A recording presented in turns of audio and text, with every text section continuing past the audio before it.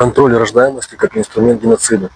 Одним из центральных инструментов политики Китая в Восточном Туркестане является принудительное ограничение рождаемости, направленное на подрыв демографического будущего уйгурского народа. Эта практика сопровождается массовыми задержаниями мужчин детородного возраста в лагерях. Уйгурских женщин подвергают стерилизации, насильственному введению внутриматочных спиралей, принудительным абортам и медикаментозному вмешательству, препятствующими менструации.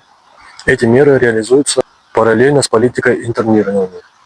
После 2017 года рождаемость в уйгурских регионах упала до рекордно низкого уровня, в отдельных районах до нуля.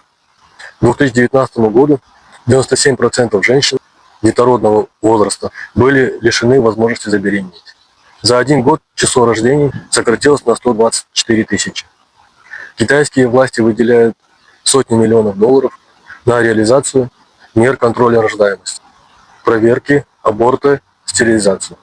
Уровень применения внутриматочных спиралей в регионе достиг 80%, против 2% в среднем по Китаю. Бывшие узницы лагерей, такие как Хальбинур Сидок и Турсуна Зияуддин, рассказывают о сексуальном насилии, принудительных стерилизациях и инъекциях неизвестных препаратов, лишавших женщин возможности рожать и даже кормить грудью.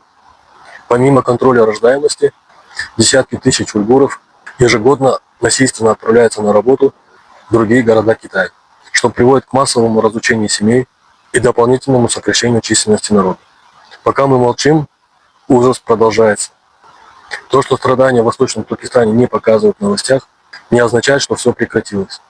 Наоборот, это может означать, что там происходит еще жестче, но мы этого не видим. Китай тщательно скрывает правду и вливает огромные средства в пропаганду, чтобы заглушить голоса угнетенных. Подписывайтесь на уйгурское телевидение, чтобы быть в курсе последних событий уйгурского народа.